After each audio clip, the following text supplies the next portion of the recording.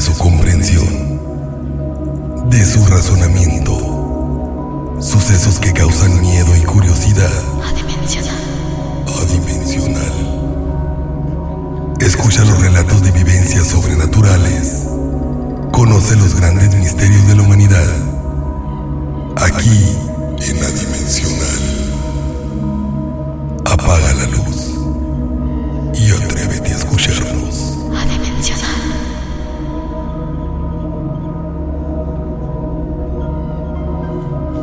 ¿Qué tal, amigos? Muy buenas noches. Soy Rafael Oseguera y les doy la más cordial bienvenida al volumen 31 de Adimensional. Apaga la luz y atrévete a escucharnos. ¿Ha visto usted un fantasma? ¿Ha vivido alguna experiencia sobrenatural? Comuníquese con nosotros, teléfonos en cabina 633-120-3133 para que nos comparta sus historias y relatos sobrenaturales. Repetimos nuevamente nuestra línea telefónica 633-120-3133. En los controles de cabina, el encargado de la postproducción y masterización de este programa, el ingeniero Gerardo Romero. Transmitimos desde Agua Prieta, Sonora, para todo el mundo a través de iVoox, Facebook, Spotify, TikTok y YouTube. También puede escucharnos directamente en nuestra página de internet www.rafaeloceguera.com.mx. Todos los viernes estrenamos programa. Seas pues, apaga la luz y atrévete a escucharnos. Y ahora nos enlazamos directamente con el maestro de los misterios hasta Salamanca, Guanajuato, Eulogio Soto Mae. Adelante, Eulogio, con tu reporte. Hola, ¿qué tal, mi estimado amigo Rafael Oseguera Reyes, conductor del interesante programa radiofónico Adimensional de Agua Prieta, Sonora? Esta noche te tengo un caso excepcional del fenómeno sobrenatural que hemos denominado el fraile de San Agustín. Cito, en Salamanca, Guanajuato. Iniciamos la narrativa. ¿Qué secretos guardan muchos de los viejos edificios contenidos durante la época colonial, que al paso del tiempo siguen siendo tema de conversación de muchas personas apasionadas de los fenómenos sobrenaturales, y en donde ni el exconvento de San Agustín se escapa? Esta hermosa construcción del siglo XVII albergó tanto a frailes como a monjas, y dado su esplendor, está considerado actualmente como una joya de la arquitectura colonial, y que a través de su historia ha servido como hospital, escuela, cuartel, cárcel y hasta casa de gobierno. Fue hace 50 años cuando uno de sus cubículos se ubicó la estación de bomberos voluntarios, siendo el escenario de esta experiencia sobrenatural el señor Rafael Garay, quien en ese entonces se desempeñaba como segundo oficial. Esto ya pasaba la medianoche, por cierto fría y lluviosa. Solo nos encontrábamos 2 personas de guardia, dijo, por lo que decidimos disponernos a descansar. Mi compañero en el interior de la motobomba y yo en una banca de madera. Yo me acomodé en la banca tapándome con mi impermeable, pero como hacía mucho frío, el conciliar el sueño me era difícil, mientras mi compañero ya empezaba a roncar en la cabina del vehículo. Esa noche no sé qué me pasaba, estaba algo inquieto, como que algo presentía. No era miedo, pero sí algo descomunal y sobrenatural. De pronto vi cuando un fraile entraba al cubículo y, como curioseando, observaba la motobomba. Era un personaje algo extraño, alto, de facciones duras y enfundado en un hábito de color café muy deteriorado, que le dio 2 vueltas a la unidad y ni siquiera volteó a verme, y en un completo silencio salió al exterior. Fue en ese momento en que reaccioné y levantándome de golpe le hablé a mi compañero para que se despertara. No tardamos casi nada y los dos salimos en busca del visitante que ya se había desaparecido. Mi compañero no me daba crédito del suceso e incluso se burlaba, pues para él nadie, por mucha prisa que llevara, se hubiera perdido de inmediato en un tramo del convento que tiene más de 100 metros. Al amanecer nos dirigimos a la iglesia para preguntar si algún sacerdote había necesitado algo de la estación de bomberos. La respuesta fue negativa. Nadie había salido. Ya para ese momento, dice Rafael, estaba con la espinita del suceso y decidió entrar al interior del templo. Y al estar observando los cuadros de los antiguos priores, su mirada se quedó fija en un rostro que le había conocido al del visitante. Y así fue como dedujo que este era el fraile que los había visitado en la estación de bomberos y que es él el que mucha gente de los alrededores, inclusive policías que custodian las instalaciones del convento, aseguran que lo continúan viendo de vez en cuando. El exconvento agustino sigue siendo admirado en esta ciudad y los misterios que encierra son muchos, por lo que se considera un libro abierto a la investigación paranormal. Pues bien, estimado amigo Rafael Oseguera Reyes, esta es la historia de esta noche. O sea que el monje o fraile que se aparece ahí estaba plasmado en un cuadro que está dentro de la capilla. Sí, efectivamente, ahí están todas estas pinturas de sus fisonomía de estos frailes que fueron por los priores principales del convento agustino, y pues él recorrió esos cuadros y dedujo que uno de los frailes era el que los había visitado. Efectivamente, allí siguen sucediendo casos, porque inclusive los elementos de la policía dijeron que ya no permiten los jefes que estén mujeres de guardia en el convento, porque se quedan 2 cada día. Entonces, porque se han asustado tanto ahí al ver que el fraile recorre gran extensión de lo que fue el convento y ellos prácticamente se quedan en el interior y desmontan al día siguiente a las 9 de la mañana. Entonces, como se daban estos casos de donde las personas, los elementos de policía, se ponían alteradas al oír ruidos o ver inclusive las imágenes de este personaje, pues pedían auxilio y gritaban allí en las rejas de salida, pero pues ellos estaban bajo llave también. Entonces fue por eso que determinaron los jefes policíacos que mujeres no hicieran guardia en las noches en el convento de San Agustín. Tal vez la pregunta que te voy a realizar en estos momentos suene tonta, ¿verdad? Porque la respuesta va a ser obvia, pero ¿a qué se deberá que en monasterios, en seminarios, en templos, capillas, basílicas, a qué se deberá que aparezcan estas imágenes o estas plasmaciones de monjes, de frailes, de este tipo? O sea, digo, es obvio porque en vida ahí estuvieron, pero estas personas que se supone que tienen un nivel espiritual más elevado, ¿a qué se deberá que se queden ancladas a esta dimensión, Eulogio? Sí, esto es una buena pregunta, pero yo siempre he tenido una teoría de que uno puede quedar atorado aquí en este plano terrenal porque suceden varias cosas. Una de ellas son promesas incumplidas. Eso obliga al espíritu a que se quede atorado. No puede trascender porque se siente con una obligación. También el querer tanto un predio, una casa, un bien, mantiene al espíritu atorado en ese sitio. Entonces, hay muchas cosas, te digo, los deseos incumplidos. Por ejemplo, hay personas que se quedan atoradas porque no pudieron despedirse del ser querido, porque no llegó a tiempo.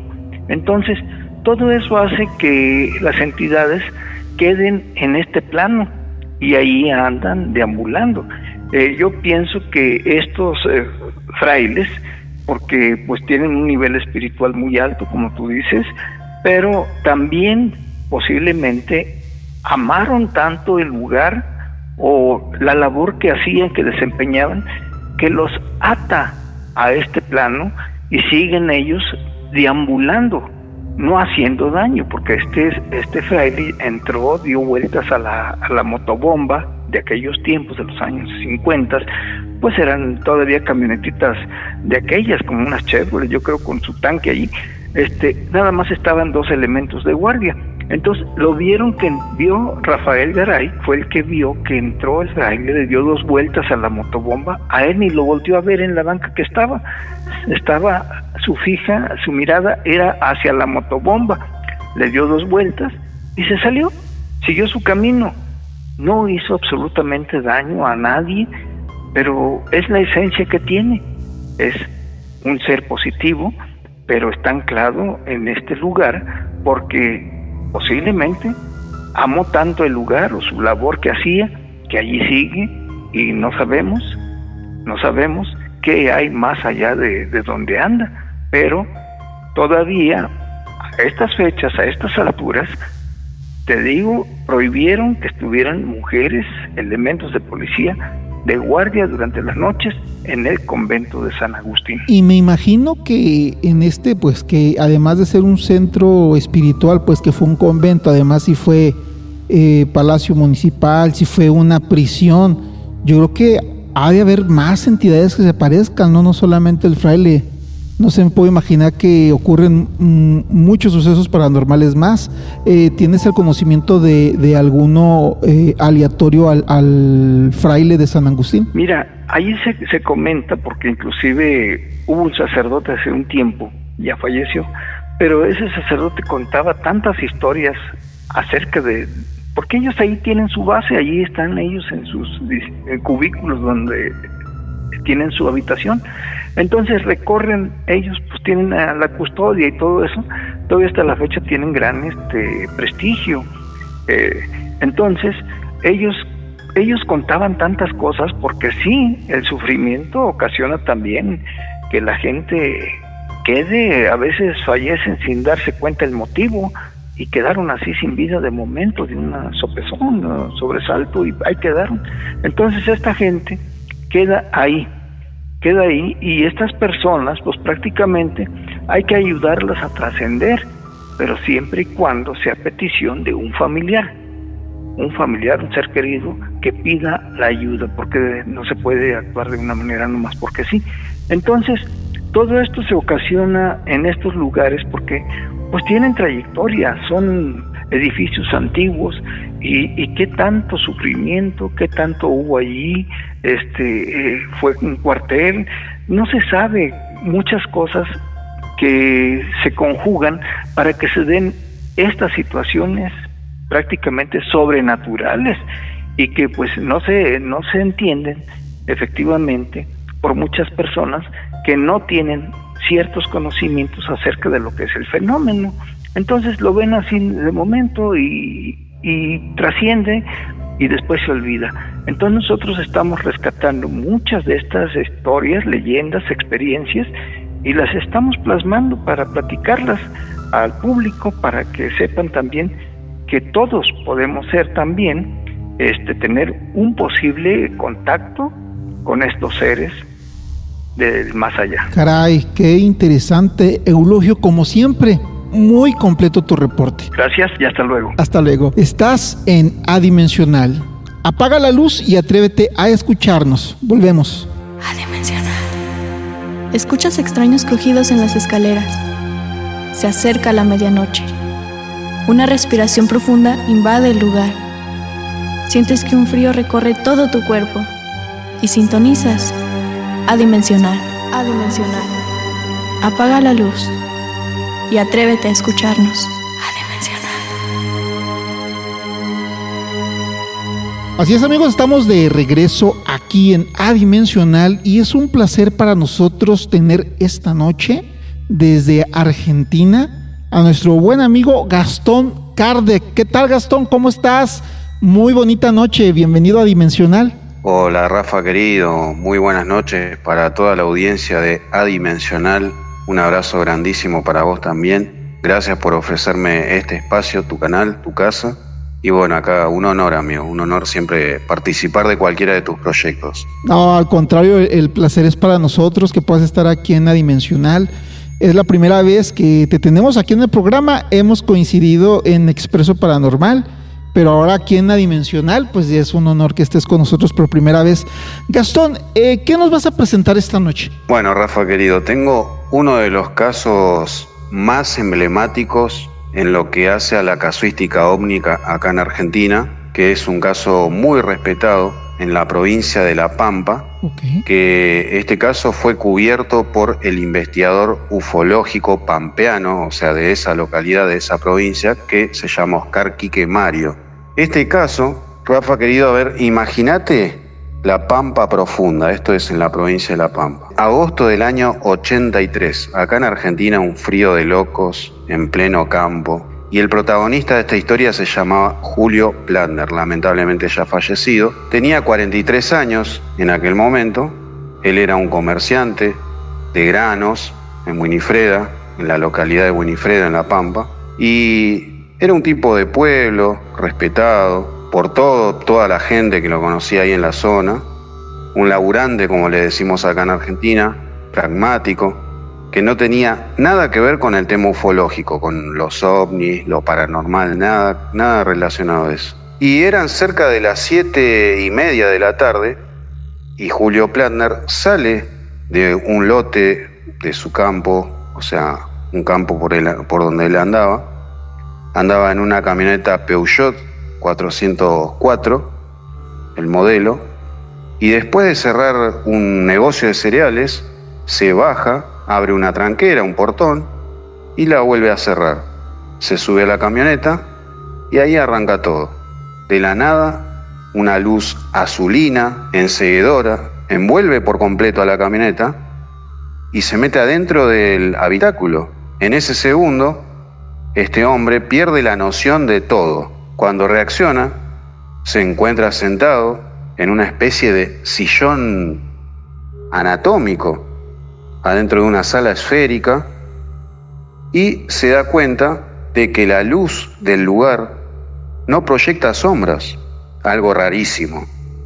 Al lado de él hay 4 seres, 3 de pie y una figura femenina enfrente de él. Y dice que estos seres medían alrededor de 1,60 m aproximadamente, tenían unos trajes ajustados, oscuros, una piel cetrina, así, viste, como apagada, grisácea, verdosa, medio rara, sin orejas, no tenían nariz, digamos que se pueda ver prominente, y unos ojos grandes, bastante grandes.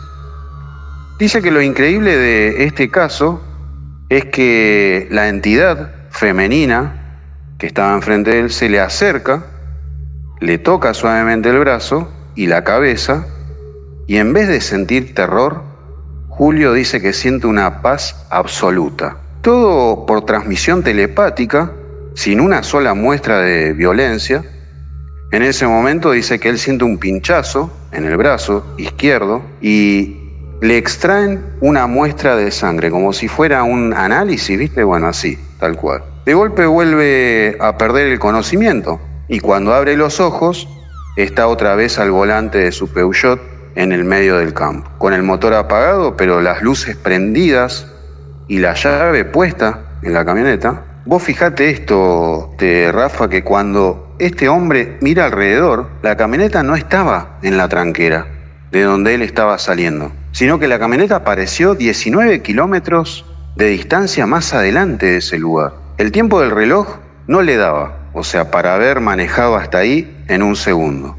Llegó a la casa en un estado de shock total, con la marca de punción en el brazo, y ahí nomás agarra el caso este investigador, que es Quique Mario, con el equipo de ICOU, así se llama el Instituto Central de Investigaciones Ufológicas de ahí de La Pampa, una de las agrupaciones pioneras del estudio del fenómeno acá en Argentina.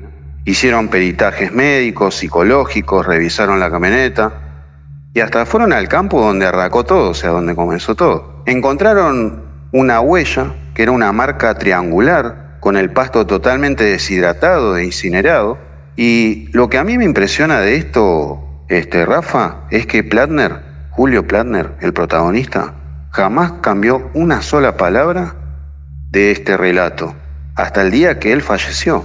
Nunca quiso cobrar una nota, nunca vendió un libro, ni buscó fama. Era un tipo común al que literalmente todo esto le cambió la vida en un segundo, en el medio del campo, en la provincia de La Pampa. Uno de los casos más emblemáticos que tiene la historia o la casuística del fenómeno ovni acá en Argentina. Increíble historia, o sea, una historia impactante. Hay algunos elementos que me llaman fuertemente la atención. Me comentabas que fue en los 80s, ¿verdad? Sí. El caso sí. En los 80s. Me llama fuertemente la atención la cuestión de la tecnología, porque él dice un sillón anatómico. En esa época, en los 80s, los sillones eran todo menos anatómicos, eran un tanto incómodos los sillones. Exacto, tal cual. O sea, los sillones anatómicos, la tecnología anatómica empezó a salir finales de los 90s, 2000s. Bueno, eso es un elemento que parece que no es muy relevante, pero sí me llama la atención.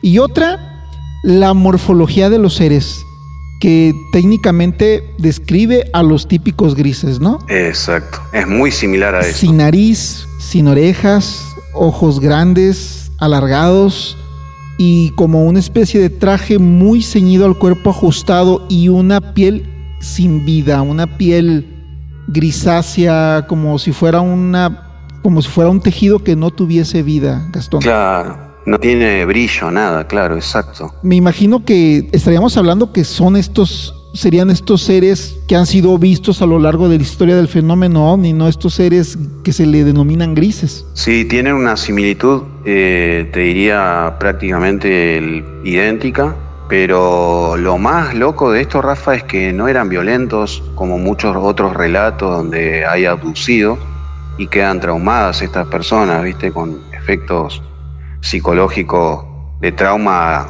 o sea, durante mucho tiempo. En este caso, Julio lo recuerda como algo lindo. Él dice que fue una de sus experiencias, digamos, como que él jamás sintió miedo y de hecho lo recordaba bien. Así que esto es lo llamativo, ¿no? Que fue una de las experiencias, digamos, fuera de lo común en la casuística ovni, porque si vos te remontás al caso Pucheta, que es otro caso emblemático, ahí justamente en la provincia de La Pampa. Qué casualidad que en La Pampa, Rafa, sucedieron un montón de estos casos de ufología o de... Algo debe haber ahí en La Pampa. Y exactamente sí, como dices, que es algo que para allá iba, que me brinca. Porque las experiencias humanas, bueno, seres humanos que dicen haber tenido experiencia con estos seres grisáceos, ojo o cabeza grande, ojos alargados, sin nariz, sin orejas, generalmente son experiencias aterradoras.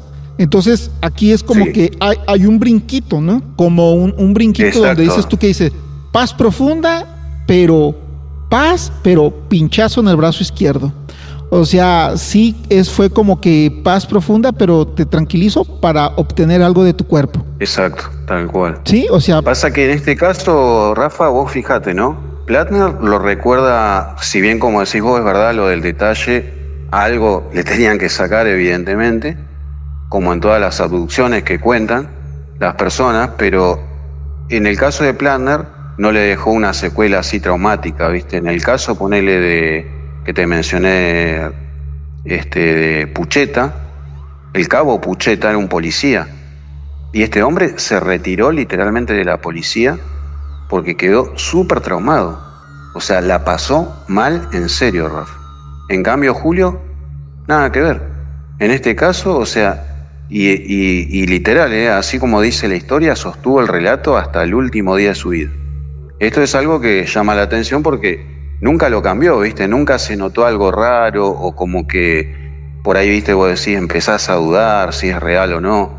Y el cabo Pucheta, por ejemplo, también lo sostuvo igual y hasta se llamó a silencio, se retiró de la policía. Él dijo que no quería seguir haciendo los recorridos que él hacía con el patrullero. Bueno, en este caso él iba en su motocicleta. Muchos lo hacen en patrullero, ¿viste? Él lo hacía en una moto. Para quienes ignoramos el caso que nos comentas, ¿podrías contarnos a grosso modo este último caso? El del cabo Pucheta, digamos que es un policía joven de alrededor de 30 años, atlético, un tipo preparado, que hacía sus recorridos pero en moto, en lugares, digamos, rurales, te diría. Y bueno, se había alejado bastante de lo que era la parte de pueblo, zona más urbana, y en un momento él ve una luz enceguecedora, pero esta era de color rojo, y intenta llamar a su superior, digamos, para avisarle que le estaba pasando algo completamente extraño, que estaba asustado, viste, que algo se le venía encima,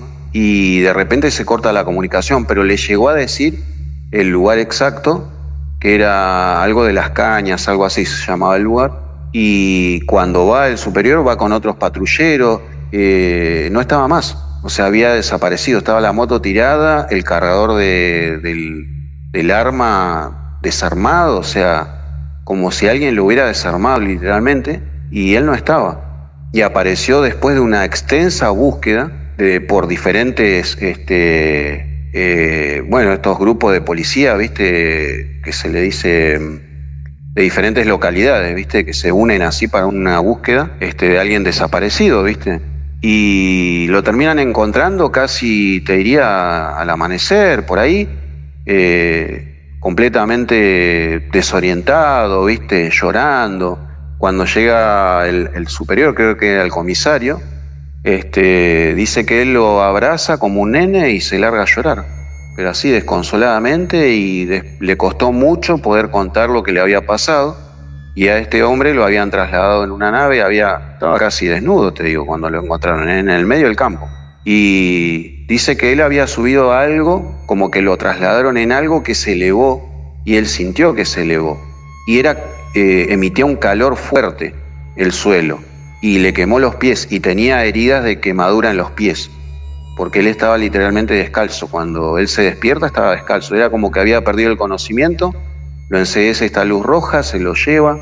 En un momento él ve que está como despierta, como que ve que lo están llevando a otro lado, y se ve que no tiene los calzados, nada, ¿viste? O sea, estaba descalzo.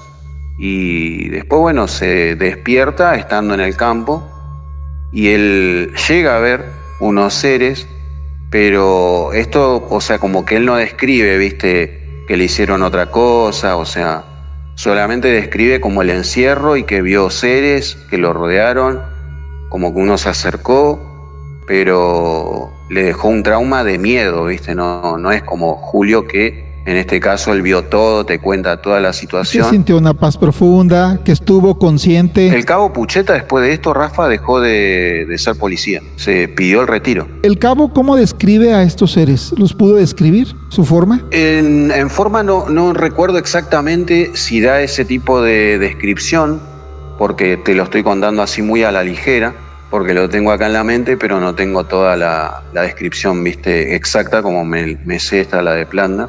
Pero lo que sí recuerdo es que él menciona lo de la luz roja y cuando tenía los pies apoyados en el suelo de lo que podría llegar a ser una nave. Dice que emitía un calor que era raro, no era ese calor, ¿viste?, como si vos pisaras una brasa. Era un calor como que después te deja una secuela, ¿viste? Y le dejó los pies literalmente todo herido, ¿viste? Cuando lo revisaron vieron que sí, que los tenía lastimados, ¿viste? Como si se hubiera quemado de verdad. Entonces esto es rarísimo, porque aparece semidesnudo en el medio del campo, el relato coincide con todas las cosas que ellos estaban notando, bueno, el trauma psicológico que esto le dejó, ¿viste? Y ese es otro de los casos que realmente sí quedaron como emblemáticos también ahí en la región, porque literalmente, digamos, produjo la búsqueda de en un momento de una desaparición de un miembro de la fuerza, ¿viste? De seguridad. O sea, imagínate que esto fue algo muy loco en aquellos momentos. Esto fue alrededor de los 90, 2000, por ahí, si no me equivoco. Y un estrés postraumático que no se lo quitó con nada. No. Muchos intentaron volver a entrevistarlo, ¿viste? Pero a muy pocos le da entrevista. Al día de hoy el hombre está retirado. Así ¿Aún como vive? Aislado de todo. Sí, tengo entendido que sí. De hecho, en algún momento yo pensé en contactarlo para hablar con él, pero dicen que es medio difícil, ¿viste? Porque él no le gusta mucho dar nota a los medios.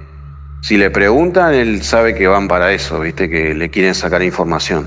Y él como que después de eso digamos que pasó al anonimato, como quien dice, ¿viste? Como que no quería que nadie, digamos, lo contacte ni siga insistiendo con el tema de su historia. Pero sí, ese fue un caso bastante, digamos, que produjo mucho revuelo, ¿viste? En aquel momento. Sí, me imagino. Coincidentemente sucedió en La Pampa también. En La Pampa, algo debe haber en La Pampa.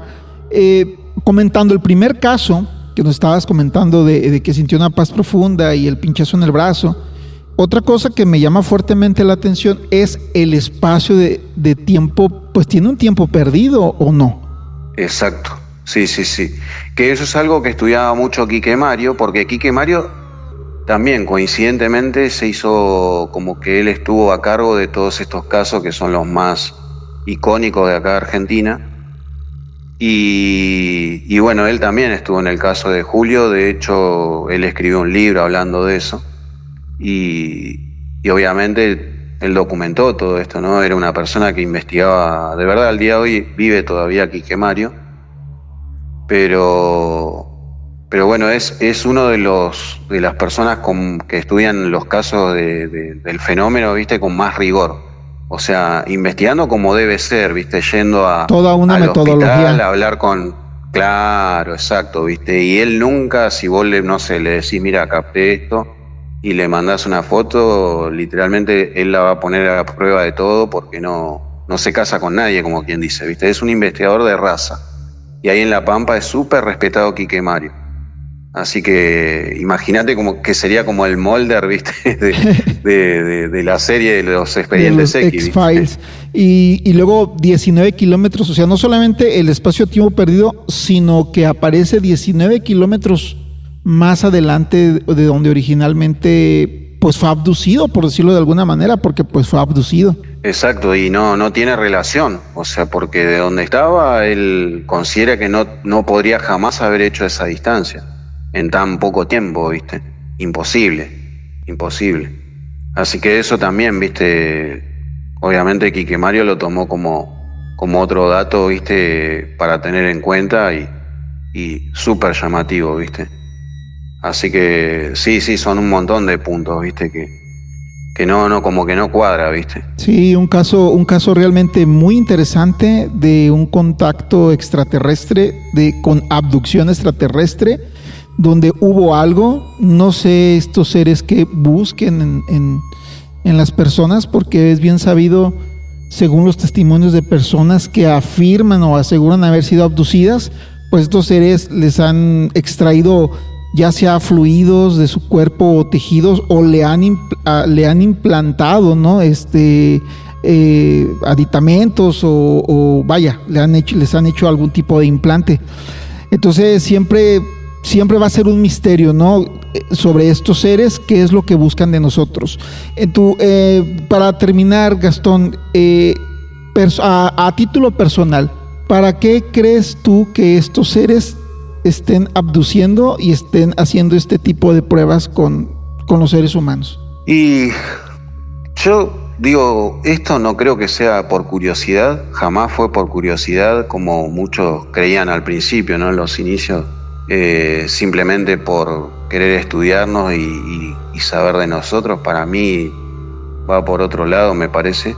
A veces, si eligen a una persona, pienso yo, es mi punto de vista, es por alguna razón, porque vos fijate que los casos en los que se dieron, que abducieron a alguien, muchas de estas personas como que fueron diferentes después, el resto de su vida. No, la vida para ellos no fue igual. O sea, y siempre eligen, o sea, personas que, por lo menos a mí me parece, que son, por ejemplo, un policía, como el caso Pucheta, acá estamos hablando de un hombre de campo, ¿viste? Yo, sinceramente, no sé la motivación de ellos, pero creo que sí debe haber algo puntual, ¿viste? El misterio está en eso, o sea, ¿por qué los eligen o qué es lo que quieren de esas personas, ¿viste? Pero evidentemente por algo les toman muestras y se llevan algo de ellos, ¿viste? Pero están esos casos que conocemos mundialmente que también les han dejado algún implante o algo que bueno, no sé, también tendrá una razón, ¿viste? Monitorearlos, quién sabe, ¿viste? es raro, ¿viste? Pero bueno, este fenómeno da para hablar muchísimo. Para hablar muchísimo. Gastón Kardec en Adimensional. Muchísimas gracias, Gastón, por haber estado con nosotros esta noche. Esperemos que no sea la primera vez. Bueno, Rafa, querido, muchísimas gracias y un placer, siempre un placer compartir con vos y tu audiencia. Abrazo grande, amigo. Apaga la luz y atrévete a escucharnos. Volvemos en Adimensional. No se desconecten. Una luz misteriosa surca los cielos. No sabes lo que es. Se aproxima a ti. Tratas de huir, pero sientes tu cuerpo pesado. ¿Crees que se trata de un sueño? Lo que no sabes es que has sido abducido por Adimensional. Enigmas y misterios. Apaga la luz y atrévete a escucharnos. Adimensional. Ya llegó y ya está aquí nuestro buen amigo Jesús Cheno. ¿Qué tal, Cheno? ¿Cómo estás? Buenas noches. Bienvenido a Adimensional. Es un honor. Para nosotros es un honor que estés aquí con nosotros.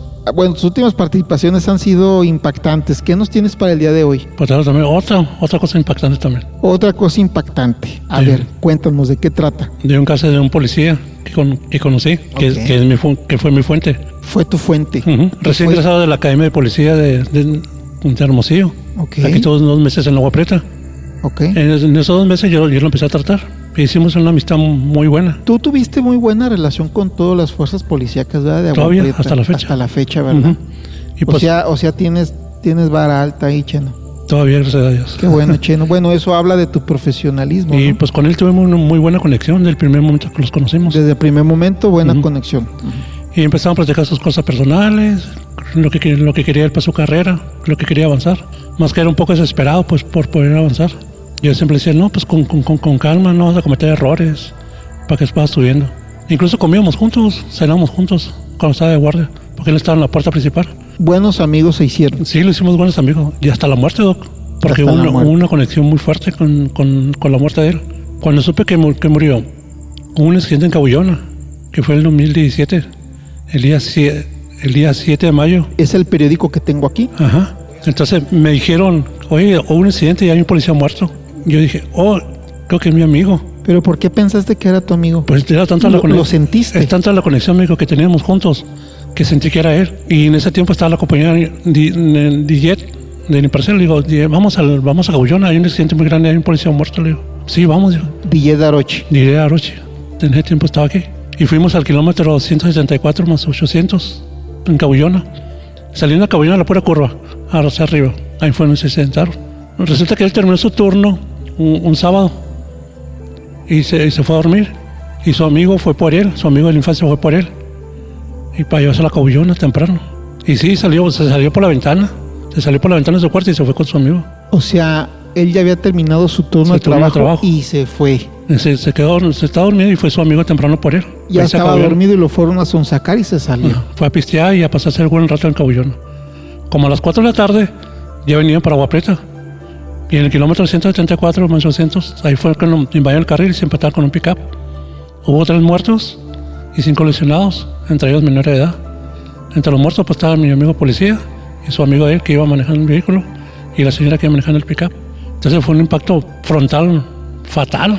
Los carros se destruyeron, como puedes ver en las fotos. Entonces mi amigo quedó entre medio de los asientos doblados hacia atrás. Cuando yo fui al lugar de los hechos, estaba tomando las fotos, no lo encontraba. Decía, amigo, ¿dónde estás? Sé que eres tú, ¿dónde estás? Y de repente volteé, estaba atrás del asiento, volteado con la cabeza, volteada para acá donde estaba. Dije, ya ves que sí eras tú.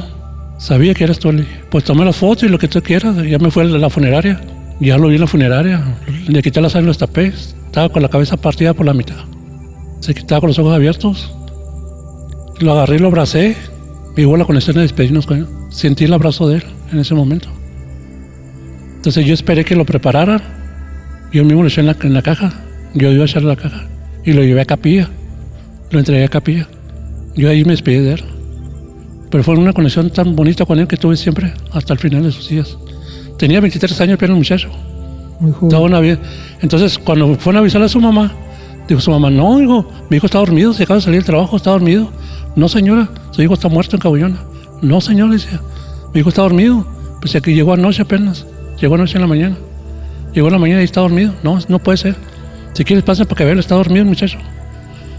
Pues hoy sorpresa, pues entra, abre el cuarto de su mamá y ya no estaba ahí. Ya se dio cuenta que el muchacho estaba muerto. Y ese accidente pues pasó en mayo 7. Fue a las 4 de la tarde, fue un domingo. Y él y su amigo los enterraron juntos porque era su amigo desde niño de kinder, su acompañante. Y fueron enterrados juntos. Fue un funeral bastante masivo, fue demasiado, mucha gente fue a ese funeral. Eran muy queridos ambos. El ejemplar, pues, como siempre, Cheno siempre trae sus evidencias en físico. Otra tragedia en Cabullona. Cabullona, para la gente que no es de Agua Prieta, ya lo habíamos dicho en una emisión anterior cuando vino esta chica Perlita Sale. Cabullona es un ejido que pertenece a Agua Prieta, que estará a unos 20, 30 minutos de Agua Prieta. 17 kilómetros de aquí a Agua Prieta. Sí. Entonces, hay un río y la gente acostumbra los fines de semana ir a este lugar, pues a pasar un buen rato, a comer, a beber, a bailar, a disfrutar de un momento, ¿no? Y normalmente es una tradición que la gente aquí acude. Bueno, 3 muertos, 5 heridos. Otra tragedia ocurrida en la carretera Agua Prieta Cabullona el pasado domingo 7 de mayo dejó 3 lugares enlutados al morir 3 personas y además resultaron 5 lesionadas, entre ellas 3 niñas de 2, 4 y 8 años de edad. Cito el Clarín de Agua Prieta del viernes 12 de mayo del 2017. 9 pesos el ejemplar costaba en aquel entonces el Clarín de Agua Prieta. Director licenciado Omar Noriega Cariaga. El choque entre 2 vehículos se suscitó a las 4 de la tarde en el kilómetro 174 más 800, cuando un vehículo Dodge Sedan línea Avenger de color negro circulaba de sur a norte y al tomar una curva el conductor, Ever, perdió el control del mismo, estrellándose de frente contra un pickup Ford de color gris de 4 puertas conducido por la señora, digamos, Georgina N., por decirlo de alguna manera, de 51 años de edad, a quien la acompañaban 5 personas más. Luego de impactarse contra el pickup, el vehículo Dodge Avenger dio varias vueltas en círculo hasta quedar a un lado del otro automóvil, quedando ambos completamente destrozados. Y se aprecia la fotografía, bueno, es impactante, o sea, quedaron desbaratados, o sea, destrozados quedaron. Sabes que son camionetas porque se le ve el frente y se le ve la marca del Dodge Ram y las llantas, pero parece como si fuera una bola de chatarra, 2 bolas de chatarra. Y el pick-up de los más fuertes de los antiguos. Un pick-up muy fuerte. Y pues quedaron destrozados y la gente quedó prensada dentro del vehículo, de ambos lados. En el trágico accidente falleció Everardo N., con domicilio en la calle 32. Bueno, omito la dirección completa, de la colonia industrial, y su acompañante, el agente de la policía municipal, Carlos Alfredo N., conocido como Tony Montana. Ok, quedando ambos atrapados dentro del vehículo que terminó prensado. Carlos Alfredo murió a causa de traumatismo cráneoencefálico severo, lado izquierdo. No, es impactante. Es impactante el accidente y bueno, igual las fotografías de los servicios funerarios y de la gente, che. Entonces vas tú y en cierta manera lo buscas porque sabía que era él. Tú presentiste su muerte. Sí, en el momento que me dijeron que está el accidente en Cabullona, yo dije, es el policía, es mi amigo el policía. Pero fue algo, Al instante. algo que tú sentiste, Sí, que sentí. dijiste, Sí. es él. Sí, sabes si era él o no, pero sí era él. Incluso, como te digo, llegué al lugar de los hechos, lo busqué en el carro y no lo encontraba porque estaba entre medio de los asientos doblado. Y yo decía, amigo, ¿dónde estás? Amigo, ¿dónde estás? Y de una brisa cerrada, dijo, por lo vi ya atrapado entre medio de los asientos. Y fue cuando le dije, yo sabía que eras tú, que estabas aquí. Y cuando tú estás con él ahí en la morgue, por decirlo de alguna manera, cuando tú lo abrazas a él, porque dices que lo abrazas, Primero le quité la sábana. ok, Cuando lo vi, pues estaba una cosa impactante porque estaba partido por la mitad, su cabeza. Partido por la mitad, totalmente así, partido por la mitad. Tenía su mirada fija y me estaba mirando fijamente. Dije, ay, amigo, tanto que platicamos y vienes a quedar. ¿Dónde me estás a quedarle? Y lo abracé. Lo agarré y lo abracé y lo levanté. Estaba livianito el vato. Y yo sentí que me abrazó el vato. Tuvimos como unos 5 minutos abrazados. tú sentiste que él te abrazó. Sí. Y ahí fue cuando lo despedimos. Fue tan fuerte el enlace que tuvimos hasta su muerte. Cuando tú sentiste que él, después de muerto, te abraza, que sientes que te abraza, ¿sentiste miedo? No, nunca sentí miedo. ¿Nunca sentiste Ni miedo? cuando lo miré. Ni cuando lo miré en la forma que estaba. Y dije, amigo, que iba a estar contigo hasta que te lleve en la caja. Hasta que te entregue. Y lo esperé, que lo prepararan, que lo arreglaran. Ya cuando terminaron, yo lo eché en la caja. Lo eché en la caja, lo cerré. Me vine por el pasillo y lo llevé a capilla. Lo puse en capilla yo. Ya su familia lo estaba esperando afuera. Yo fui el único que estaba con él en ese momento. Ya lo entregué a capilla y ya me salí. Y sentí una paz, una gran paz. Nunca sentí miedo. Una amistad que trascendió más allá de la muerte, Cheno. En poco tiempo. Hicimos un clip en el momento que los conocimos, lo leo. Y después de ese momento que te despiste de él, ¿llegaste a tener algún tipo de experiencia espiritual No, con él del mismo tipo? no. De ahí ya perdí la conexión con él. Fue como despedirte. Lo acompañé al cementerio, estuve con él ahí, estuve tomando las fotografías. Porque los enterraron juntos, a su amigo y a él, los enterraron juntos. Yo estuve hasta el final ahí. Ahí nos despedimos. Y de repente, pues voy al cementerio y voy y lo visito. Pero bien tranquilo, o sea, la conexión se deshizo en ese momento. En poco tiempo, en 2 meses. Nunca pensé llegar a una amistad con este muchacho. Entonces, cuando tú lo levantas, sientes que te lo pegas a tu cuerpo y él te... Sí, él estaba por el lado izquierdo. Cuando le quité la sábana, lo miré. Y lo primero fue abrazarlo. Lo agarré a la cabeza como pollo y me lo puse en el pecho. Cuando se me acercó al pecho, yo sentí que él me abrazó. Y ahí estuvimos por 5 minutos, despidiéndome. Ahí mismo le lloré al vato. Dicen que cuando una persona muere todavía tiene un tiempo su cerebro. Pues dicen que Lo el cerebro, último que muere son las neuronas, ¿no? dice el médico legista que el cerebro dura más para morir. Puede durar hasta 30 minutos el cerebro vivo. ¿Habrá sido un reflejo de él, Yo digo que sí, el abrazo? porque yo sentía su mirada muy fuerte. Sentía su mirada que me estaba mirando. Sentía todo conmovida con él, a pesar de las condiciones que estaba. Yo digo que sí. Me escuchó porque hablé con él. Cuando ya lo puse en la plancha otra vez, ya el vato se relajó. Quedó muy relajado y se dejó preparar. Pues una historia... Y fue una experiencia muy buena. Yo que siempre tengo mucho miedo al asombro. Sí, ya lo he comentado, pues una Y todavía hasta la experiencia fecha. trágica, Ujú. definitivamente, pero que tuvo su toque, pues su toque espiritual, ¿no? Muy bonita, que nunca me había pasado. Siempre tengo una relación con los policías, me ha llevado muy bien con él. Pero él, el primer momento que lo vi, hicimos un clip de amistad. Incluso me decía, antes vete a salir conmigo, yo voy a cenar como a las 9, vente. Porque yo hacía mis recorridos en la mañana, en mediodía y en las tardes. Y a veces lo ponía en la mañana y yo en la mañana. Y pues a veces nos cenamos juntos y empezamos a platicar de nuestras cosas personales, de nuestros proyectos, lo que queríamos hacer. ¿Qué habrá más allá de la muerte, Cheno? Siempre me ha preguntado y tengo esa gran duda todavía. Cuando pasas el umbral esa luz blanca, porque yo lo he pasado, siempre ves una luz blanca. Yo estaba en estado de coma,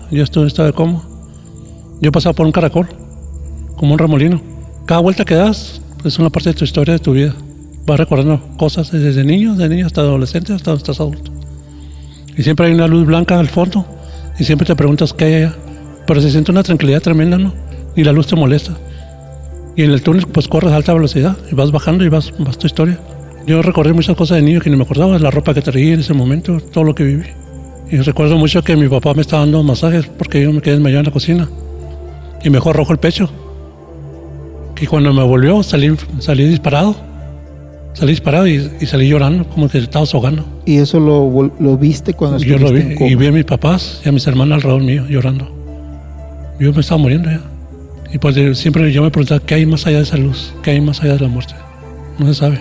Jesús Cheno en Adimensional. Muchas gracias, Cheno, por tu colaboración. Es un honor. Igualmente es un honor poder compartir contigo los micrófonos aquí en cabina. ¿Qué necesidad, si ya estaba en su casa dormido, acostado? Así es.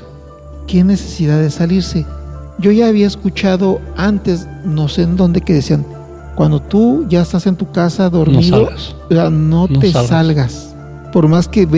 ¿Ya habías escuchado tú eso antes? Porque es una muerte segura. Algo te va a pasar. Yo ya había escuchado eso, digo, a lo mejor es solamente... O cuando tu mamá te dice, no vayas por hoy. Y no hace caso aún y se van. ¿Cuánta gente no ha pasado y les pasa cosas horribles? Si usted ya está en su casa, está dormido y llegan los amigos o las amigas para invitarla o invitarlo a salir, no salga. Si ya está dormido, mejor quédese en su casa. No te vayas. Por algo ya estaba ahí en su casa. Jesús Cheno, muchas gracias. Muchas gracias. Estás en Adimensional. Apaga la luz y atrévete a escucharnos. Volvemos con más historias. Adimensional. Escuchas extraños crujidos en las escaleras. Se acerca la medianoche. Una respiración profunda invade el lugar. Sientes que un frío recorre todo tu cuerpo y sintonizas Adimensional. Adimensional. Apaga la luz y atrévete a escucharnos.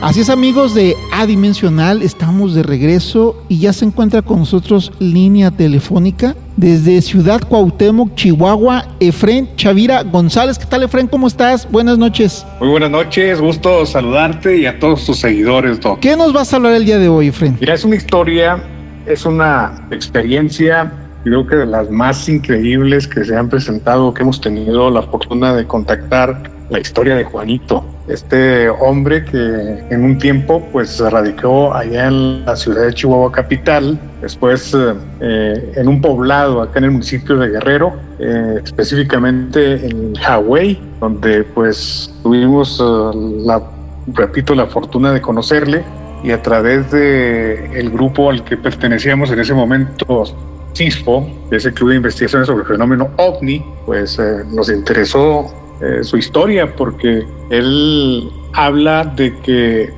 se encontraba en lo que viene siendo un cerro, en una ladera allá en la capital del estado, en uno de los cerros muy conocidos, el Cerro Grande. De pronto pues ve un objeto flotar en el ambiente, inmediatamente no supo cómo, y de momento pues ya se encontraba en el interior del mismo. Lógicamente pues nosotros lo calificamos como un ovni. Este relato o esta historia ocurrió allá por el año de 1997. Muy bien, ya hace bastantito tiempo de ese caso. Sí, bastante. El contacto, bueno, la historia, la experiencia de él fue ese año, y como club pues los integrantes acudimos a este poblado como el 2006-2007.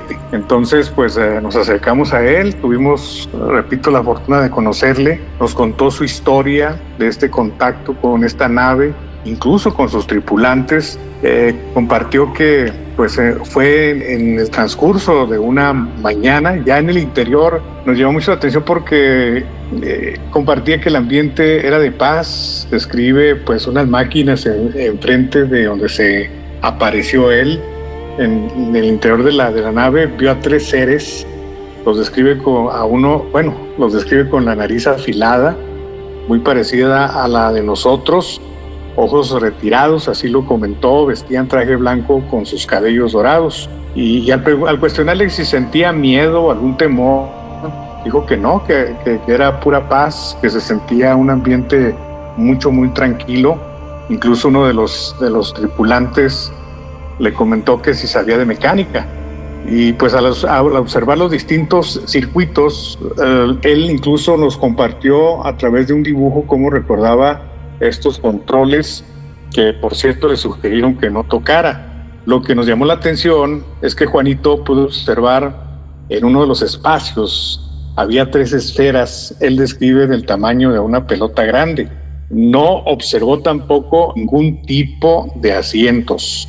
Y en sí, lo que recuerda y que también expresó es que Juanito, pues, no supo cuánto tiempo permaneció en la nave, pero de lo que la comunicación que se dio, pues llamó la atención que le compartieron que estaban interesados en soldar la ruptura ocasionada por el sol, por lo cual tenían que bajar 7,000 kilómetros de profundidad para extraer 3 oxígenos que necesitaban para soldar la herida del sol.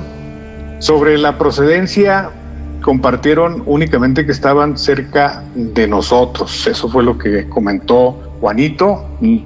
De pronto, pues aparece ya en el mismo lugar, en el mismo sitio donde ocurrió la experiencia, y recuerda que de la nave o este objeto, pues zigzagueó y de pronto pues desapareció. Me llama poderosamente la atención, bueno, un punto primero, por la descripción que hace de los seres, si pareciera ser que está describiendo a estos seres originarios de que los que contactó Billy Mayer, ¿no? Los pleiadianos, ¿no? Que los describe como de cabellos dorados, nariz afilada, tipo nórdicos, altos. ¿Recuerdas si Juanito en algún momento comentó sobre su estatura o sobre el color de su piel? No, fíjate, no comentó pues lo normal, o sea, altos, así los describe él como pues 3 tripulantes de una estatura pues regular. Vestidos de blanco, cabellos dorados, nariz muy afilada. Así es. Sí, y otra cuestión que me llama... Sí, muy parecida a las de nosotros. Sí, porque haz de cuenta que los pleiadianos o pleiarianos, como le llamen, supuestamente son seres que son muy parecidos a nosotros y se asemejan mucho a la gente nórdica, ¿no? A las personas que viven en Noruega, en Suecia, en Dinamarca, y son personas, pues, cabellos dorados, tez blanca, nariz muy afilada. Los describen muy altos. Él dice que pues los vio de un tamaño normal. Bueno, pues me imagino que debe haber biodiversidad dentro de las especies de extraterrestres. Otra cosa que me llama la atención, Efren, es que dice que tenían que sacar 3 especies de oxígeno. ¿De dónde sacaban estos 3 oxígenos? ¿Del centro de la Tierra? ¿De dónde los sacaban? Oye, por lo que expresó, es en la profundidad, o sea, de la Tierra. En la profundidad 7,000 kilómetros, pues es mucho, ¿no? Pero sí, así lo describió Juanito, un hombre de pueblo, un hombre que de la capital pues se trasladó a esta población, donde, fíjate, un poquito para conocer de Juanito, con poderes así algo místicos, ayudaba a pobladores de la región a sanar padecimientos o algún tipo de enfermedad, o incluso encontrar a personas o animales. Era pues muy frecuente que quienes conocían de Juanito pues acudían a esta población. Lo que sí, fíjate, ahorita recordando a Juanito, que en paz descanse, hace aproximadamente unos 3-4 años que ya falleció, Juanito no le cuestionamos si este tipo de habilidades que tenía él con la gente para poderlas ayudar a sanarlas de alguna enfermedad. Él utilizaba, por cierto, mucho la herbolaria. Si esto ocurrió antes o después de la experiencia de este contacto que vivió allá en la capital del estado, de Chihuahua. Sí, preguntarle si estos dones los adquirió después de su contacto o era un don que él ya traía desde antes, ¿no? Sí, ese detalle, fíjate que ahora sí que se nos durmió, Toc. Sí, oye, es que cuando estás en un caso así, son muchas las preguntas que se le escapan a uno. Lo que me llama poderosamente la atención era, una cosa, que dices que practicaba la radiestesia, ¿no? La gente lo buscaba para encontrar cosas, personas, me imagino que tal vez agua, y luego aparte sanaba a las personas, practicaba el herbolario. O sea, el Señor tenía un don especial. Sí, fíjate que las personas que tenían incertidumbre, por ejemplo, de un pariente que se fue a Estados Unidos o a alguna otra parte, no sabían de él, acudían para que les ayudara, ¿no? Si se encontraba con vida o ya no estaba en este plano terrenal. Entonces Juanito le ayudaba y alcanzó la fama por ese tipo de prácticas. ¿Y cómo describe Juanito la nave? Volviéndonos un poquito al relato de la abducción, la luz que vio él ahí, el ovni que miró, ¿de qué forma lo describió? Como un sándwich. Como un sándwich. Así lo dijo, sí, cómo era la nave, qué tamaño, pues era así como un sándwich, así lo recordó él. Bueno, yo puedo imaginarme como un platillo, ¿no? Como dos platillos así encontrados, ¿no? Uh-huh. Sí, él lo describe, fue cuando pues apareció este objeto en este famoso cerro y de pronto pues él ya se encontraba en el interior. Lo que también nos llama la atención es el tipo de que a un lado se encontraban 3 esferas. Él las describe como 1 metro, 1.5 metros, y ya ves que es muy común los avistamientos de esferas, que para muchos conocedores o estudiosos del fenómeno, pues dicen que se trata de satélites, ¿no? Sí, como sondas, ¿no? Sondas de exploración, como ¿no? Sondas, sí. Que de hecho últimamente han sido, de hecho, correcto. ahorita es muy famoso, ahorita hay una persona que está subiendo videos de unas esferas, son esferas como tipo platino, ¿no? Como plateadas que se mira que salen de los cerros y todo ese rollo. Es correcto. Sí, y luego otra cosa que me llama la atención, ¿viajó en la nave Juanito? No, él no dice que viajó, únicamente, como lo narraba, la experiencia fue únicamente en el interior de esta nave. Ok. Incluso otro detalle que no podemos dejar de pasar es que dentro de lo mucho o poco de la comunicación que tuvo con estos seres, le comentaron que pronto se volverían a encontrar, cosa que hace unos 7 años, después fíjate, imagínate, del 97, bueno, pues hace 6-7 años visitamos a Juanito y ya no quiso hablar sobre el tema, pero antes, cuando él hace el dibujo, cuando se da el contacto, porque nos platicó sobre su experiencia, éramos 4 o 5 personas, entre ellos Barrandey, que fue el que tomó el video, el que pues hizo incluso una edición que se presentó después en un congreso allá en la ciudad de Chihuahua, y pues nos quedamos así todos, nomás nos volteamos a ver, ¿no? A la mirada, porque le preguntamos ¿y cuándo se va a dar ese contacto? ¿No le dijeron? Él dirigió su mirada también a todos los que nos encontramos en ese momento y dijo, uno de ustedes lo va a saber. Y sí, como que se sintió algo así en la piel, ¿no? Okay. Eso fue, como te repito, ¿Pero cuál fue la pregunta? ¿Cuándo tiempo, si había una fecha para el nuevo contacto? Y dijo que no, ¿cómo saberlo? Y fue cuando dijo, uno de ustedes lo va a saber. Ándale, Fren, te va a tocar a ti. No. Efren, sí, nos llamó mucho la atención. Caramba, qué caso, un clásico. Bueno, yo el caso de la abducción de Juanito, yo lo considero como un clásico dentro del fenómeno, del estudio del fenómeno ovni en el estado de Chihuahua. No sé si estés de acuerdo conmigo al respecto. Completamente, doctor, completamente. Y por fortuna, pues los casos que hemos tocado aquí en el espacio que tienes tú, que te felicito porque cada vez más seguidores, pues nos han caído ahora sí como del cielo. Es el caso de Juanito. Un servidor conoció a este personaje gracias a un hermano que le comentó que pues a mí me interesaba mucho, ¿no? Esta cuestión de este tipo de experiencias, de fenómenos, y lo dijo, dígale que venga cuando guste y platicamos.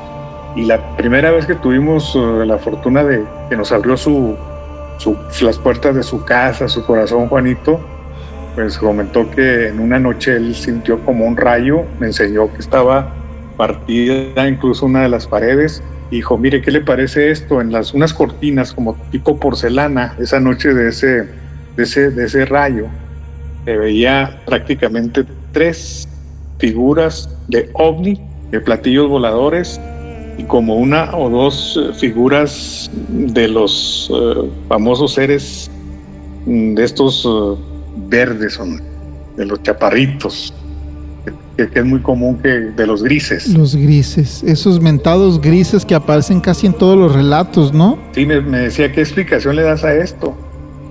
Desafortunadamente, pues yo no llevaba cámara, yo únicamente aproveché una ocasión para saludarlo y conocerle. Ya posteriormente, pues ya tú sabes la historia, ya se ha publicado de que pues ya pertenecíamos a un club del famoso CISFO y pues nos dimos la tarea de visitarlo. ¿Por qué la última vez que viste a Juanito crees que ya no quiso hablar del tema? Me llamó la atención porque pues estaba interesado en que esto se diera a conocer y incluso una persona que me acompañaba, él también es muy aficionado a ese tipo de fenómenos y quería conocer a Juanito. Entonces pues yo soy muy respetuoso cuando una persona no quiere abrirse, ¿no? Para platicar y oiga, aparte de saludarlo, le comenté, ¿y qué ha pasado con aquellos seres que vio? No, quiere platicarnos sobre eso. No, para nada. Y pues yo le respeté mucho la decisión de Juanito. Ya posteriormente pues nos enteramos que al año, 2 años, falleció Juanito.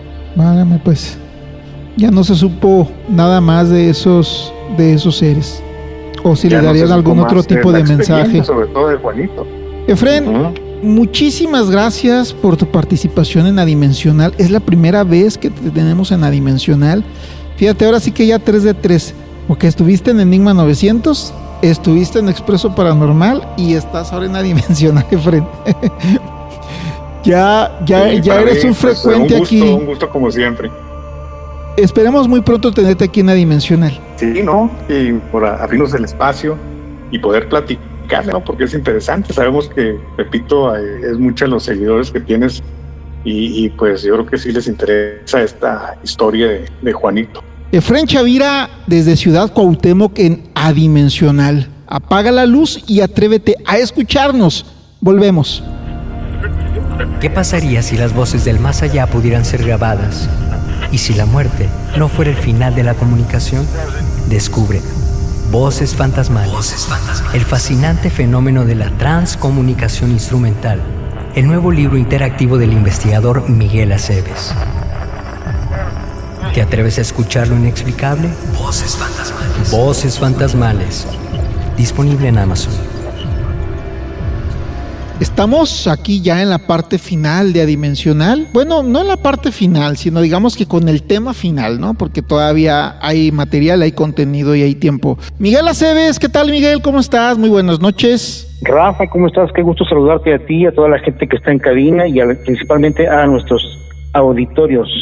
Perfecto. Excelente noche para todos. Bonita noche. Oye, ¿de qué nos vas a hablar ahora, Miguel? Rafa, fíjate que estuve pensando bastante en un tema que me agrada, que me encantaría poder dar ahí una opinión objetiva, una opinión, pues de alguna manera que apoye un poquito a lo que hemos estado escuchando constantemente en este hermoso programa de Adimensional en relación a los fenómenos anómalos, a los fenómenos extraterrestres.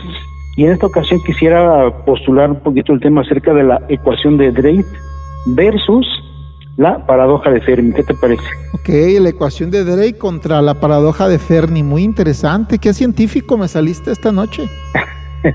No, y podríamos incluso postular que esta plática también se acomoda perfectamente a la sección de terror de la vida real, porque el dato final que les voy a dar, pues sí está bastante para pensarlo. A ver, dale. Bueno, pues vamos a comenzar por explicar exactamente qué es la ecuación de Drake. Es una propuesta realizada por el señor Frank Drake en 1961, que era un radioastrónomo que fue presidente del Instituto SETI, que bueno, conocemos este instituto como el Instituto de Búsqueda de Inteligencia Extraterrestre, por sus siglas en inglés, Search for Extraterrestrial Intelligence, algo así. Bueno, pues mientras él trabajaba en el Observatorio Nacional de Radioastronomía de Greenbach en Virginia Occidental, hizo esta propuesta, y básicamente se trata de una fórmula para estimar el número aproximado de civilizaciones activas y capaces de comunicarse en nuestra galaxia, o sea, la Vía Láctea. Esta es una ecuación que considera diferentes factores, como por ejemplo la tasa anual de formación de estrellas, adecuadas obviamente para que se dé la vida, la fracción de estrellas que tienen sistemas planetarios, por ejemplo, el número de planetas habitables dentro del sistema solar, o la fracción de planetas en donde se desarrolla inteligencia y tecnología capaz de emitir señales detectables.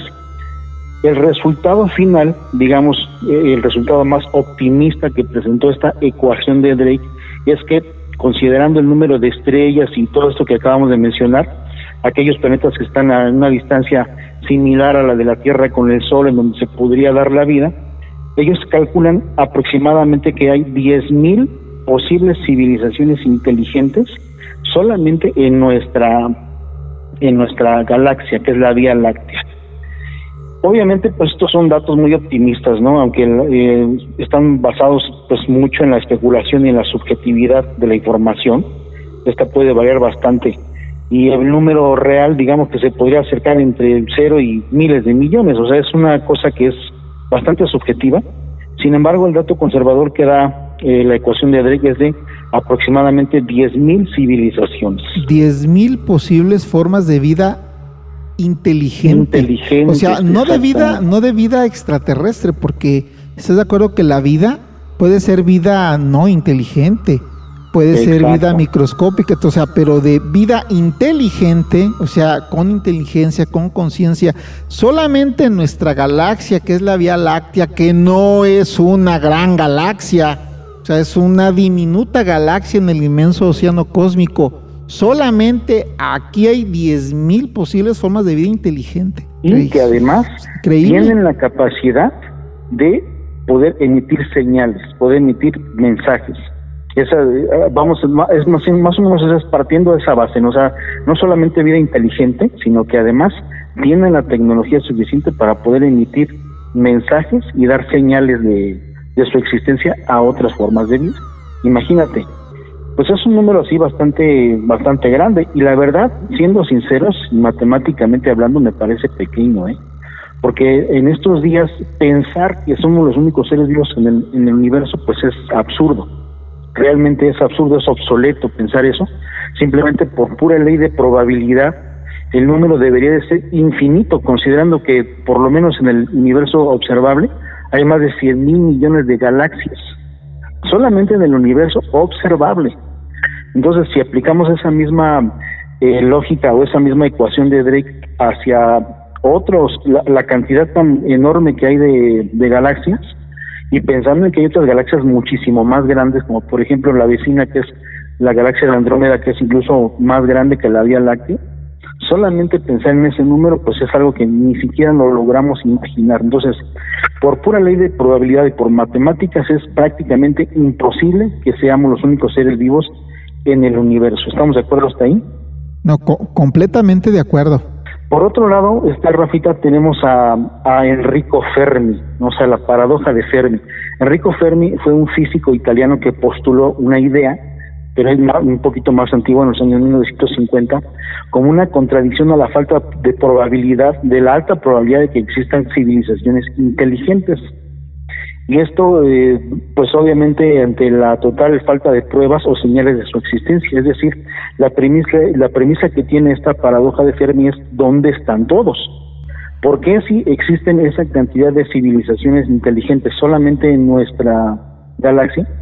¿Por qué no han logrado o por qué no han querido comunicarse con nosotros? ¿Por qué no tenemos una evidencia real, tangible, medible, etcétera, etcétera, de la existencia de esas civilizaciones?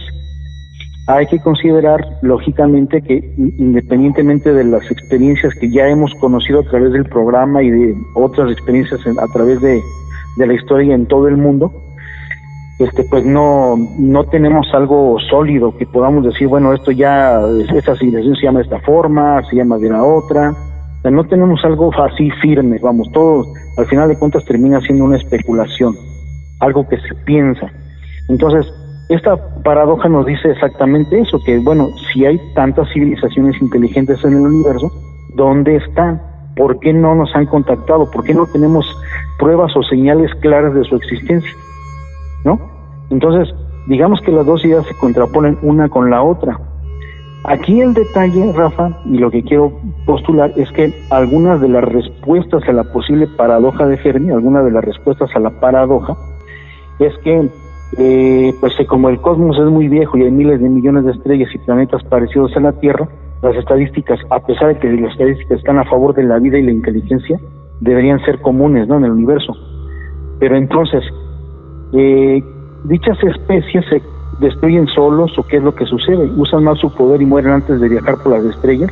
Son algunas de las posibles respuestas a la paradoja de Fermi. La más interesante de todas es una teoría, la teoría del gran filtro de la evolución. Esta teoría del gran filtro de la evolución básicamente dice que hay un filtro casi imperceptible entre pasar de la materia inerte a desarrollar inteligencia y tecnología suficiente para desaparecer por culpa de la misma. Es decir, tal vez no hemos logrado contactar con estas civilizaciones por esas dos causas. O no han conseguido esa delgada línea en la que logran desarrollar tecnología suficiente para dar señales de vida, o ya pasaron ese proceso y desarrollaron tecnología suficiente para autodestruirse. Esa sería algo así como la teoría del gran filtro de la evolución. ¿Qué piensas? Bueno, me quedé alucinando aquí con lo que dijiste. ¿Y si están escondidas? A eso es a lo que vamos, y aquí es donde viene el dato interesante.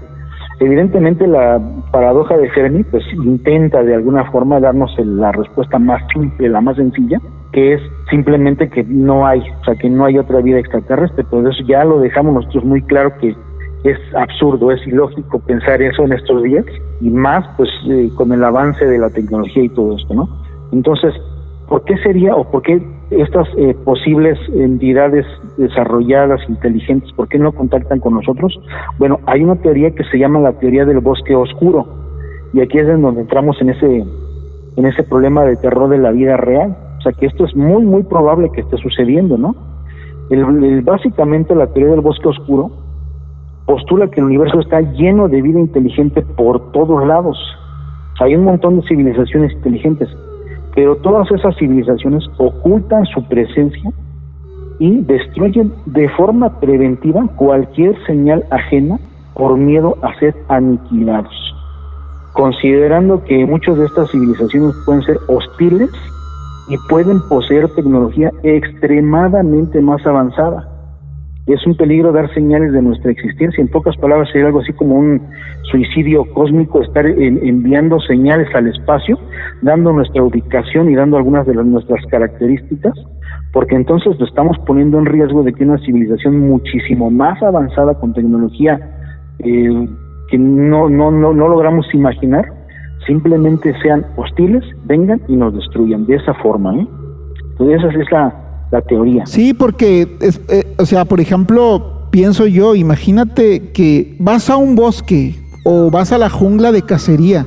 Pues tú sabes que un bosque está lleno de vida. Y obviamente ni los venados, ni los osos, ni los pumas, ni los lobos, pues se van a dejar ver, van a estar escondidos, ¿no? Ya seas una presa o seas un cazador. Así es. Yo no estoy muy de acuerdo con lo que hizo la sonda, las Voyager, colisión con la Voyager y con las Pioneer 10 y 11, ¿no? De mandar información de nosotros al espacio exterior. Así con es. Información sobre nuestra anatomía, sobre nuestra biología, sobre nuestra física, inclusive hasta sobre nuestra música, de qué tipo de elementos nos bioconforman. Se mandó así al espacio exterior. Pero ¿qué tal que ese disco de la Voyager o esas placas de la Pioneer las detectan o las captan formas de vida hostil, inteligente, que nos lleven 1,000,000 de años? Es más, no te vayas tanto, 1000 años de avance tecnológico. ¿Cómo? O sea, ¿estás de acuerdo en lo que son 1000 años de avance tecnológico? Te lo pongo muy, muy fácil, muy simple. Hace 100 años, ¿cómo era la tecnología?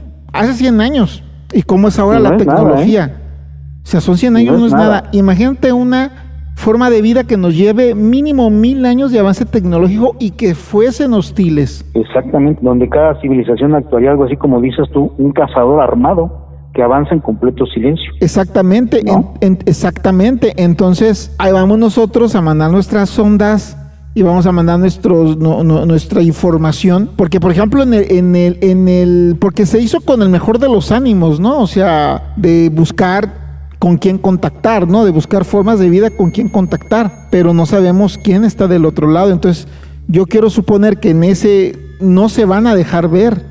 Es como, por ejemplo, en la naturaleza.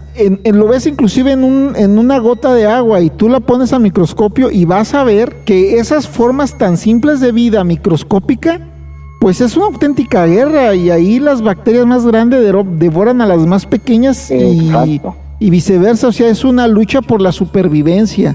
Entonces, no es ser fatalista ni ser negativo, pero ¿qué hay? O sea, qué maravilla sería que esa información fuera detectada por una forma de vida que fuese espiritual y que fuera amigable y amistosa y que nos ayudaran, pero ¿qué tal que no? Pues la lógica, Rafita, indica precisamente que hay una regla de destrucción, es decir, la lógica nos dice que el primero que se encuentra al otro es el que dispara, así, simplemente como tú dices, por simple asegurar la vida, ¿no? Por simple instinto de supervivencia, mientras averiguan cómo es la otra forma de vida, pues lo primero que harían sería disparar. Y bueno, yo creo que es incluso un poquito lógico, ¿no? Porque es lo que pasa aquí mismo, ni siquiera nos tendríamos que ir a otras partes del universo o al espacio, a otro planeta. Así para es. verlo, lo podemos ver aquí mismo. Sí, entre nuestra misma especie. Nosotros tenemos subyugadas a las demás especies que habitan este planeta. ¿Qué te hace pensar que esas formas de vida no nos vean como nosotros miramos a las gallinas, a los cerdos, a las vacas, a los insectos, a los peces? ¿Quién te dice que no nos puedan ver de esa manera? Pues sí, ahora tratando de justificar un poco los avistamientos que hay aquí, que hemos platicado de ellos extensamente alrededor del mundo, incluso en el programa, yo siempre he sugerido, si tú recuerdas que ya lo hemos tratado este mismo tema en otros programas muy antiguos, yo sigo postulando el asunto de los crononautas, porque también basándonos en la teoría de la evolución de las especies, me parece un poquito ilógico que los extraterrestres, me parece un poquito ilógico que tengan formas humanoides. A mí me parece que no tiene sentido que la forma que tiene el ser humano actual, que camina erguido, que es el resultado de millones de años de evolución de la especie, pues tendría que ser exactamente la misma o muy similar a la de otras especies extraterrestres. Ya ves que hay gente que postula diferentes especies extraterrestres, los arturianos, que dicen que parecen algo así como gente de allá de nórdicos, ¿verdad? Sí, de hecho, precisamente hoy en el programa de esta emisión hemos hablado una vez de los grises y 2 veces de los pleyadianos. Fíjate, entonces, ¿por qué tendrían que tener las mismas características humanoides, o sea, los 2 brazos, 2 piernas, cabeza? A mí me parece más que esas aparentes especies extraterrestres en realidad el ser humano evolucionado a muchos años después, en el momento en que lograron viajar a través del tiempo y que pudiéramos estar avistando precisamente al ser humano del futuro. Eso para mí me suena más lógico que considerar que una civilización venga de tan lejos, porque no es nada sencillo imaginar que una civilización inteligente pueda venir de otra galaxia, por ejemplo, que está a cientos de miles de años luz de distancia, hasta acá con nosotros. No lo sabemos, ¿no? Bueno, digo, lo que pasa es que nosotros eso lo vemos desde nuestra perspectiva tecnológica actual, ¿no? Pero ¿qué te dice que a lo mejor en una civilización que nos lleve 1.000.000 de años o 2.000 años, 10.000 años, no sé, los que tú quieras, y avance tecnológico, no haya descubierto la forma de hacer viajes interestelares y que el tiempo tiene un nombre, es relatividad del tiempo en el espacio. No recuerdo bien el nombre. No haga efectos, ¿no? Porque estamos de acuerdo que una vida humana no nos alcanzaría para hacer un viaje interestelar. Entonces, como lo estamos viendo desde la perspectiva humana y en base a la tecnología humana, tal vez creamos o pensemos que no. Pero ¿qué te dice que haya civilizaciones que han descubierto la manera, no sé, de viajar a través de los agujeros de gusano, agujeros negros, que puedan inclusive hasta teletransportarse? Parece ciencia ficción, pero pudiera ser. Ahora, la tesis también de los crononautas me parece muy interesante, porque hace no mucho tiempo una revista científica, no recuerdo el nombre, hizo una proyección al hombre del futuro y lo describió como los seres extraterrestres que la gente reporta hoy en día. y decían que, por ejemplo, que en realidad esos ojos grandes que tienen negros grandes, que en realidad son una especie de biolentes compatibles, porque por los dispositivos tecnológicos y la luz hemos perdido nuestra agudeza visual, o sea que somos casi ciegos, que el hombre del futuro va a ser casi ciego. Los dedos pulgares más grandes, los índices también por el uso de las tecnologías. Y entonces, y tú ves a ese hombre, a esa proyección del hombre a futuro, y es un extraterrestre. Entonces también cualquiera de las dos teorías es bien interesante. Sobre todo el crononauta, bueno, siempre me ha fascinado. Yo creo que desde la novela de JJ Benítez, Caballo de Troya, me apasionó lo de los crononautas. Pero es muy interesante también. Sí, ahora te da una teoría que se me viene a la cabeza así mucho más loca, pensando precisamente en la teoría de cuerdas, que nos explica 11 diferentes dimensiones, en la cual nos está hablando también de dimensiones paralelas que conviven en tiempo real, digamos, al mismo instante con las nuestras, y que en ellas pudiera haber incluso versiones de los seres humanos en lugares en donde las actuales reglas de la física no aplican o son completamente diferentes. ¿Por qué no pensar que encuentran la forma de brincar entre las diferentes dimensiones? Digo, ¿por qué no? Aprovechando que es un recurso bastante utilizado en esto de la explicación de lo paranormal, el recurso de las diferentes dimensiones, ¿por qué no pensar que podría tratarse también de seres que encontraron la forma de brincar de una a otra? O que podrían venir incluso de lugares en los que no se obedecen las mismas reglas de la física. Exactamente. Y ahorita que estás hablando hago un paréntesis, tocando a este tema, y luego hablo del paréntesis. Sobre este tema, sobre la teoría de cuerdas, que inclusive se dice que hay una realidad geométrica a nosotros, y que nosotros seríamos con formas completamente geométricas, cúbicas, cuadradas, triangulares, que está súper loco. Abriendo el paréntesis que comentabas hace rato sobre esa tendencia que tenemos los seres humanos, o tal vez sea ese antropocentrismo que tenemos los seres humanos de creer que nosotros somos el centro del universo y que Dios es a nuestra imagen y semejanza y que todo tiene que ser con forma humana. ¿Y qué te dices tú que en otros planetas que estén sometidos a otra física, a otra química distinta, no puedan existir formas de vida gaseosas, plasmáticas, lumínicas o de otro tipo? Porque a final de cuentas la vida como la conocemos en la Tierra pues nos ha sorprendido bastante, y como mejor ejemplo tenemos los extremófilos, que ya hemos también hablado de esos seres. Exactamente. Recuerdo que también hablábamos de seres que podrían estar perfectamente conformados por redes de silicio en vez de carbón.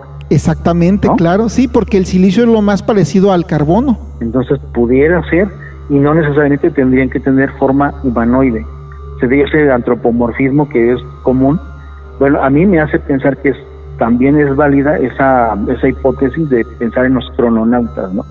Como sea, cualquiera de las dos opciones, Rafita, la verdad es que es de un poquito de miedo, da un poquito de miedo pensar tanto de la parte en que imaginemos que somos los únicos en el universo, los únicos seres vivos inteligentes en el universo. Eso es terriblemente, es de pánico, es imagínate de miedo. Ser los únicos seres vivos en todo el universo infinito, pues estamos solos. No, sería una estamos cosa solos. terrible, ¿no? Y por otro lado está rodeado de cientos de miles de posibles formas de vida inteligentes que podrían ser hostiles y que podrían acabar con nosotros en un santiamén. O sea, cualquiera de las dos cosas es completamente demencial, ¿eh? Y no sé si me da gusto, me da tristeza, que lo más seguro es que nosotros nunca lo vamos a saber y no lo vamos a ver. Desafortunadamente pienso que no, porque el tiempo... Qué conveniente, ¿no? Que si fueran formas de vida inteligentes y bonachonas, me gustaría verlo, pero si son depredadoras y hostiles, no me gustaría verlo. Pero... No, pues... Hablar de los viajes en el tiempo, de los viajes interestelares, hablar de la teoría de Fermi, hablar de la ecuación de Drake, hablar de la teoría de cuerdas, hablar de las grandes e inmensas posibilidades universales, es realmente apasionante y nos llevaríamos toda la noche, Miguel. Da para muchos programas, Rafa, la verdad. Da para muchos programas, pero yo creo que sí encaja perfectamente en la sección de terror de la vida real. La verdad que sí. La verdad que sí. Definitivamente. Miguel, muchísimas gracias. No, al contrario, Rafa, muchas gracias a ti. excelente noche para todos, que la pasen excelente. Muchísimas gracias, Miguel Aceves en Adimensional. Llegamos al final de esta emisión. Jesús Cheno estuvo aquí con nosotros en cabina. Buenas noches, Miguel Aceves. Excelente noche para todos. Gracias, Cheno. Saludos ahí a todos. Jerón, que la pasen súper bien. Yo soy Rafael Oseguera y nos vemos en la próxima emisión de Adimensional. No se desconecten y nos vemos la próxima semana.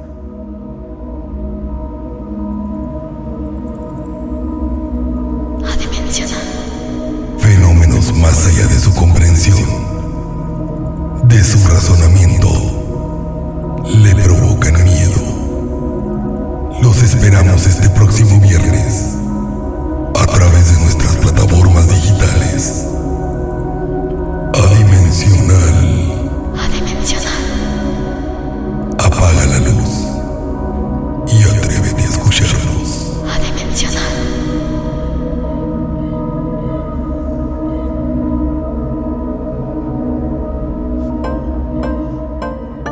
Estás escuchando Adimensional, que transmite desde Sonora, México, para todo el mundo. Adimensional, enigmas y misterios. Apaga la luz y atrévete a escucharnos. Adimensional.